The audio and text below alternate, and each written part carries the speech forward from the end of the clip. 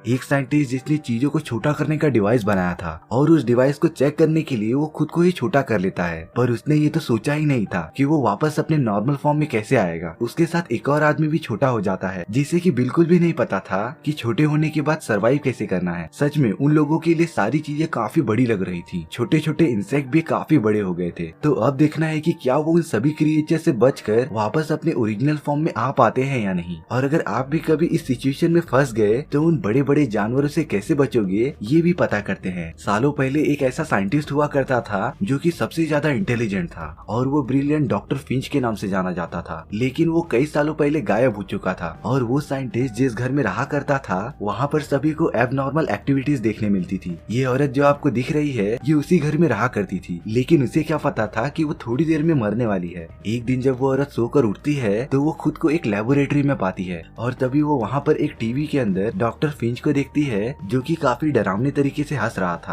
और वो टीवी उस औरत का पीछा करने लगती है। वो प्यारी सी औरत तो काफी ज्यादा डर गई थी और वो तेजी से लेबोरेटरी के बाहर भागने लगती है। अब उसे लग रहा था कि वो बच गई है क्योंकि वो टीवी उसका पीछा नहीं कर रहा था। तभी उस औरत के पीछे से दो हाथ आते हैं और उसे पकड़ लेते हैं। तभी हमें पता चलता है कि ये सब एक स्टोरी थी जो कि एक आदमी अपने कस्टमर्स को सुना रहा था। उस आदमी का नाम जैंग था और वो डॉक्टर फिंच के घर का टूर गाइड था। पर हमेशा की तरह जैंग की स्टोरी से कोई भी नहीं डरता था, उल्टा वो सब उसकी स्टोरी पर हंसने लगते थे। यहाँ पर जैंग का बॉस जिसका नाम वॉन था वो उसे बोलता रहता है कि जैंग को ये सब बेकार कहानियां सुनाना बंद कर देना चाहिए। इसके बाद जैंग सभी कस्टमर्स को लंच के लिए इकट्ठा करते रहता है और वो सभी को बस की तरफ जाने के लिए कहता है। हालांकि वहाँ पर बोर्ड लगा हुआ था कि आप इस कमरे के अंदर नहीं जा सकते, पर तभी भी जैंग वहाँ पर चला जाता है जो कि उसकी सबसे पहली गलती थी। जैंग जब सीढ़ियों से नीचे उतरता रहता है तो उसका पैर फिसलने की वजह से वो नीचे गिरने लगता है जिससे कि उसे काफी ज्यादा चोट लगती है। उसके हाथ में एक कोक होता है जो कि जमीन पर पूरा गिर जाता है और वहाँ पर एक छोटी सी कार होती है और वो कोक एक छोटी सी कार की तरफ चले जाता है जिससे कि उसमें शॉर्ट सर्किट होने लगता है और वहाँ पर काफी ज्यादा इलेक्ट्रिसिटी जनरेट होने लगती है। जब जैंग खड़ा होता है तो उसे कुछ भी समझ नहीं आ रहा था और वो गलती से उस छोटी सी कार पर पैर रख देता है। तभी वहाँ पर एक रिएक्शन होता है और जैंग काफी ज्यादा छोटा हो जाता है। जब जैंग की आंखें खुलती हैं तो वो उसी छोटे कार में फंसा हुआ था, लेकिन अब उसके सामने और भी ज्यादा बड़ी मुसीबत आ गई थी। जैंग के छोटे होने की वजह से उसे छोटी छोटी चींटियां काफी ज्यादा बड़ी लग रही थी और वो जैंग पर हमला भी करने लगती है। जैंग काफी ज्यादा डर जाता है और वो कार को चालू करने लगता है जिससे कि वो उन चींटियों से बचकर भाग जाए, लेकिन वो कार चालू ही नहीं हो रही थी और अब लग रहा था कि जैंग नहीं बचने वाला है। तभी वहाँ पर एक आदमी आ जाता है जो उन सारी चींटियों पर फ्लेम थ्रोअर से हमला कर रहा था जिससे कि वो चींटियां दूर भाग रही थी, लेकिन सारी चीजें इतनी आसान भी नहीं होती। उस फ्लेम थ्रोअर की गैस खत्म हो जाती है और वो बंद हो जाता है। अब वो सारी चींटियां जैंग को छोड़कर उस आदमी की तरफ बढ़ने लगती हैं। उन चींटियों की क्वांटिटी इतनी ज्यादा थी कि वो सब मिलकर उस आदमी के टुकड़े टुकड़े कर सकते थे। तभी वहाँ पर एक औरत आ जाती है जो उन चींटियों के ऊपर से भाग रही थी और वो चींटियों के बीच में बहुत सारे टाइम बॉम्ब फेंक देती है। वो तो उन चींटियों को काफी अच्छे से हरा ले रही थी। यहाँ पर पता चलता है कि उस औरत का नाम लिली है और वो उसी आदमी के साथ है। वो तुरंत वहाँ पर आ जाती है और उस आदमी से कहते हैं कि बॉम्ब सही जगह पर लग गए हैं। इसके बाद वो सभी बॉम्ब को फोड़ने लगती है जिससे कि सारी चींटियां डर जाती हैं और उनसे दूर भागने लगती हैं।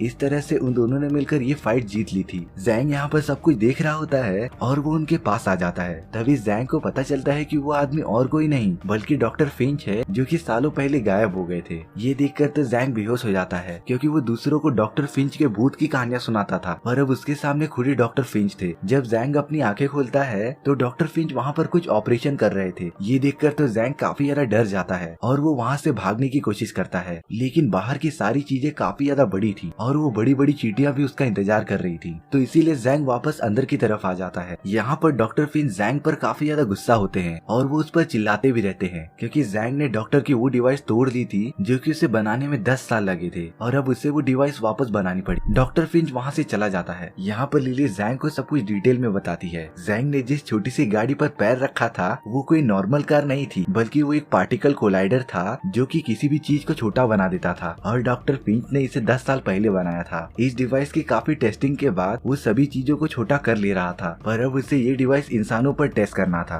तो वो किसी और को छोड़कर खुद पे ही टेस्ट करना स्टार्ट कर देता है। डॉक्टर फिंच उसी कार के अंदर पार्टिकल कोलाइडर डाल देते हैं और उसके अंदर बैठकर काफी ज्यादा छोटे हो जाते हैं, लेकिन डॉक्टर फिंच को ये नहीं पता था कि वापस नॉर्मल फॉर्म में कैसे आया जाए। मतलब कि डॉक्टर फिंच अब फंस गया था और वो सालों से उस पर एक्सपेरिमेंट कर रहा है ताकि वो अपने नॉर्मल फॉर्म में आ जाए। डॉक्टर फिंच को बस उस पार्टिकल कोलाइडर के रिएक्शन को उल्टा करना था और छोटा होकर इतने इतने सालों तक एक्सपेरिमेंट करने पर पूरी दुनिया को लग रहा था कि डॉक्टर फिंच कहीं गायब हो चुके हैं और काफी सालों की मेहनत के बाद डॉक्टर इस डिवाइस को बनाने में कामयाब हो जाते हैं जो कि उन्हें वापस उनके ओरिजिनल फॉर्म में लेके आ सकता था। पर जब जैंग उस कमरे में आया था तो उसने उस गाड़ी पर पैर रख दिया था जिससे कि वहाँ पर वो रिएक्शन हुआ था और जैंग छोटा हो गया था। मतलब कि अब उस कार की पावर खत्म हो चुकी थी जो कि डॉक्टर को उसके असली फॉर्म में लेके आ सकती थी। जैंग को जब ये पता चलता है कि वो डॉक्टर फिंच की वजह से ही छोटा हुआ है तो वो डॉक्टर के पास जाकर उस पर ही चिल्लाने लगता है और कहता है कि वो उसे उसके ओरिजिनल फॉर्म में कन्वर्ट कर दे। मतलब कि यहाँ वही बात हो गई, उल्टा चोर कोतवाल को डांटे। डॉक्टर फिंच भी काफी ज्यादा भड़क जाता है और वो जैंग को यहाँ से चले जाने के लिए कहता है क्योंकि जैंग उस कमरे में अगर ना आया हुआ होता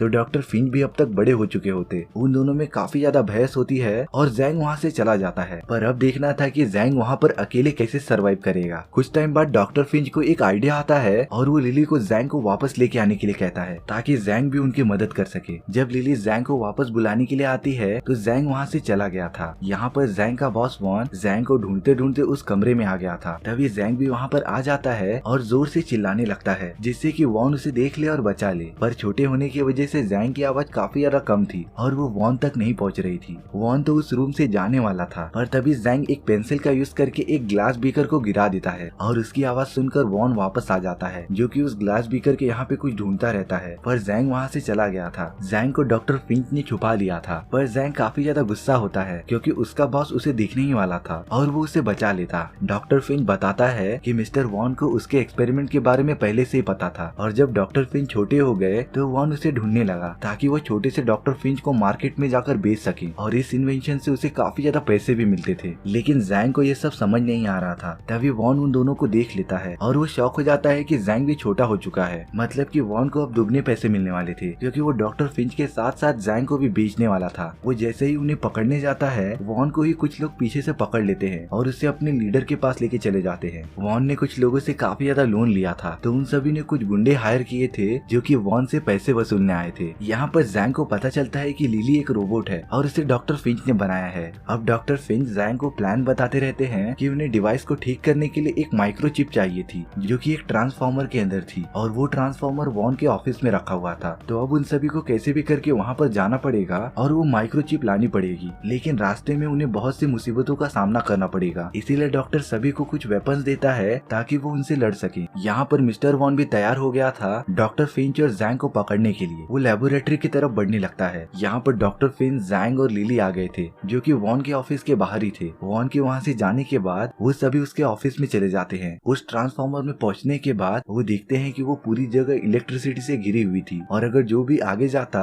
वो जलकर राख हो जाता। लेकिन यहाँ पर लिली एक रोबोट थी। तब डॉक्टर लिली को वहाँ पर जाने के लिए कहता है और मशीन का पावर ऑफ करने के लिए कहता है। लिली तेजी से निकल पड़ती है और उन इलेक्ट्रिसिटी के झटकों से बचते रहती है। उसके पास बचने के लिए काफी ज्यादा अच्छी टेक्निक्स थी जिसका यूज करके वो दीवारों पर भी चढ़ जा रही थी और उन झटकों से बच जा रही थी। लेकिन लिली को भी कुछ चोटें लगती हैं पर वो कैसे भी करके दूसरे एंड तक पहुंच जाती है और वहाँ का पावर ऑफ कर देती है। इसके बाद डॉक्टर और जैंग भी वहाँ पर आ जाते हैं और वो सब उस माइक्रोचिप के पास पहुंच जाते हैं जो कि उन्हें चाहिए था। डॉक्टर फिंच उस माइक्रोचिप को काट कर निकाल देते हैं। तभी वहाँ पर एक जोर का अलार्म बजने लगता है। मिस्टर वॉन यहाँ पर डॉक्टर को ढूंढ रहा था पर उसे वो सब कहीं नहीं मिल रहे थे और जब वो नीचे चार्जिंग लगाने वाले सॉकेट को देखता है तब वॉन को उसके अंदर एक छोटी सी लेबोरेटरी दिखाई देती है जो कि डॉक्टर फिंच की थी। वॉन को अपने ऑफिस से अलार्म की भी आवाज सुनाई देती है और वो समझ जाता है कि शायद डॉक्टर फिंच उसके ऑफिस में गए होंगे। लेकिन वो अपने ऑफिस में नहीं जाता और यहीं पर उनका वेट करने का डिसाइड करता है। जब डॉक्टर फिंच माइक्रोचिप को लेकर आ जाते हैं तब वो देखते हैं कि उनकी छोटी सी कार गायब है और वो कार वॉन ने ही ली थी जो कि वहाँ पर आ गया था और वो उन सभी को ऊपर से देखता रहता है। वॉन तो उन सभी के लिए एक मॉन्स्टर से कम नहीं लग रहा था। डॉक्टर फिंच, जैंग और लिली को हथियार देते हैं और वो सब साथ में मिलकर वॉन पर हमला करने लगते हैं जिससे कि वॉन की आंखों पर काफी ज्यादा चोट लगती है और वो उनसे कैसे भी बचकर साइड में हो जाता है। और अब वॉन एक वैक्यूम क्लीनर लेता है और उसका यूज करके डॉक्टर और बाकी सभी को खींचता रहता है। उन सभी ने एक दूसरे को काफी तेजी से पकड़ लिया था जिससे कि वो इतने प्रेशर के बाद भी पीछे नहीं आ रहे थे और वॉन वैक्यूम क्लीनर को बंद कर देता है और वैक्यूम क्लीनर के अंदर देखता रहता है कि डॉक्टर और जैंग उसके अंदर हैं क्या, पर वॉन को वहाँ पर कुछ भी नहीं मिलता। जब वो उनके छोटे से बिल के अंदर देखता है तब उसे अंदर एक छोटी सी गुफा मिलती है। डॉक्टर और बाकी सब उसी गुफा का यूज करके भाग गए थे। वॉन के जाने के बाद वो सब बाहर निकल जाते हैं और वो देखते हैं कि वहाँ की पूरी जगह टूट गई थी। जब वो सब वॉन के ऑफिस में जाते हैं तो वॉन अपने आंख पर गर्म कपड़ा लगाते रहता है और तब वॉन को उस कार के बारे में पता चलता है जो कि एक डिवाइस थी और उसे डॉक्टर फिंच ने बनाया था। वॉन उस कार को एक टब में रख देता है और उसके अंदर एक स्कॉर्पियन डाल देता है ताकि डॉक्टर इस कार को लेने वापस आए तो वो स्कॉर्पियन उन्हें मार दे। यहाँ डॉक्टर फिंच लैला से कहते हैं कि वो वॉन के पानी में सोने की दवा मिला दे जिससे कि वॉन गहरी नींद में सो जाएगा। लिली यहाँ पर एक दवाई को लेकर वॉन के ग्लास में उसे डाल देती है और वॉन उसे पी भी लेता है। कुछ टाइम के बाद दवाई असर करती है और वॉन गहरी नींद में सो जाता है। डॉक्टर फिंच, जैंग और लिली ने पैराग्लाइडिंग सूट्स पहन लिए थे और वो इस जगह पर उड़ के जाने वाले थे। वो तीनों वहाँ से कूद जाते हैं और तेजी से कार की तरफ बढ़ते रहते हैं। लेकिन सच में ये सारी चीजें जो उनके साथ हो रही थी वो किसी एडवेंचरस मूवी से कम नहीं लग रही थी। डॉक्टर फिंच और लिली ने अपना पैराशूट खोल लिया था पर जैंग का पैराशूट खुल ही नहीं रहा था और वो तेजी से आकर उस टब में घिस जाता है जहाँ पर वो बड़ा सा स्कॉर्पियन था और वो जैंग पर हमला करने लगता है। वो स्कॉर्पियन लगातार जैंग पर वार करते जा रहा था और अपने बड़े बड़े पंजों से जैंग को काटने की कोशिश कर रहा था। वो स्कॉर्पियन अपने डंक का यूज करता है और जैंग के ऊपर मारते रहता है जिससे कि जैंग का कपड़ा उसके डंक पर फंस गया था। डॉक्टर और लिली भी वहाँ पर आ जाते हैं। लिली कैसे भी करके जैंग को स्कॉर्पियन से छुड़ाती है और खुद स्कॉर्पियन से लड़ने चले जाती है। लिली स्कॉर्पियन के अटैक को एनालाइज करते रहती है और उससे काफी अच्छे से बचते रहती है। लिली उसके डंक को पकड़ लेती है जिससे कि वो आगे नहीं बढ़ पा रहा था और यहाँ पे डॉक्टर और जैंग को मौका मिल गया था वहाँ से भागने का। वो दोनों कार के अंदर बैठ जाते हैं लेकिन कार स्टार्ट नहीं हो रही थी। लिली उस स्कॉर्पियन से बचते हुए उसे काफी ज्यादा डैमेज दे रही थी। वो तो उसके ऊपर चढ़ गई थी और उसे काफी ज्यादा मार रही थी पर उस स्कॉर्पियन ने अपना नुकीला डंक लिली के कंधे पर घुसा दिया था पर लिली कैसे भी बच जाती है और एक रस्सी की मदद से उस स्कॉर्पियन के चारों ओर घूमने लगती है और कुछ टाइम बाद वो स्कॉर्पियन पूरी तरीके से फंस गया था और हिल भी नहीं पा रहा था। यहाँ पर डॉक्टर कार को चालू करने में कामयाब हो जाते हैं और अब वो लोग यहाँ से जाने के लिए तैयार थे। लिली जैसे ही उस कार की तरफ बढ़ती है वो स्कॉर्पियन आजाद हो जाता है और अपने डंक को लिली के बॉडी में पूरा घुसा देता है। अब लिली यहाँ बचने नहीं वाली थी तो वो सभी को यहाँ से जाने के लिए कहती है क्योंकि वो एक रोबोट थी और रोबोट्स के पास फीलिंग कहाँ होती है। वो डॉक्टर को उसका रिमोट कंट्रोल दे देती है जिससे कि वो ब्लास्ट हो सकती थी। डॉक्टर जैंग को लेकर वहाँ से चले जाते हैं और वो लिली को वहाँ पर ब्लास्ट कर देते हैं जिससे कि वो स्कॉर्पियन भी मर जाता है। डॉक्टर फिंच और जैंग को काफी ज्यादा बुरा लग रहा था क्योंकि भले ही लिली रोबोट थी लेकिन उसने अब तक उन दोनों की कई बार जान बचाई थी। डॉक्टर जैंग को बताते हैं कि उस कोलाइडर में सिर्फ एक ही अल्फा पार्टिकल है जो कि उन दोनों में से किसी एक ही आदमी को बड़ा कर सकता था। यहाँ पर मिस्टर वॉन को होश आ जाता है और जब वो टब में वो छोटी सी कार देखता है तो वो कार वहाँ पर नहीं थी। यहाँ पर जैंग और डॉक्टर फिंच बात ही करते रहते हैं तभी वहाँ पर वॉन आ जाता है और डॉक्टर फिंच जैंग को बचाने के लिए उसे दूर ढकेल देते हैं। वॉन डॉक्टर को पकड़ लेता है और उसे एक कांच के अंदर कैद कर देता है। वो तो डॉक्टर फिंच के साथ सेल्फी भी लेता रहता है। जैंग यहाँ पर उसी कार में बैठ गया था और वो डॉक्टर को कैसे भी बचाना चाहता था। जैंग वो छोटी सी कार लेकर डॉक्टर के पास बढ़ते रहता है पर डॉक्टर के दिमाग में तो कुछ अलग ही प्लान था। वो जैंग को वापस बड़ा करना चाहता था इसीलिए वो रिमोट कंट्रोल से उस कोलाइडर को चालू कर देता है और जैंग बड़ा हो जाता है। जैंग तुरंत वॉन पर हमला कर देता है और उसे मारकर बेहोश कर देता है। इस सब के बाद जैंग काफी ज्यादा फेमस हो जाता है और वो सभी को बताता है कि डॉक्टर फिंच मरे नहीं हैं, वो सिर्फ थोड़े छोटे हो गए हैं। यहाँ पर जैंग ने वॉन को भी छोटा कर दिया था और उसे एक दूसरे स्कॉर्पियन के साथ छोड़ दिया था। वॉन उस स्कॉर्पियन से डर कर भागता रहता है और वो स्कॉर्पियन वॉन को खाने के लिए उसका पीछा करते रहता है और यहीं पर हमारी स्टोरी खत्म हो जाती है। सो व्यूअर्स, आपको ये स्टोरी कैसी लगी प्लीज कमेंट सेक्शन में बता दो और अगर आपको मेरा एक्सप्लेनेशन 1% भी अच्छा लगा हो तो प्लीज वीडियो को लाइक एंड चैनल को सब्सक्राइब जरूर कर लेना क्योंकि सच में इससे मुझे काफी ज्यादा मोटिवेशन मिलता है आपके लिए मजेदार स्टोरीज ढूंढ के लाने के लिए। तो मिलते हैं नेक्स्ट वीडियो में। सी या।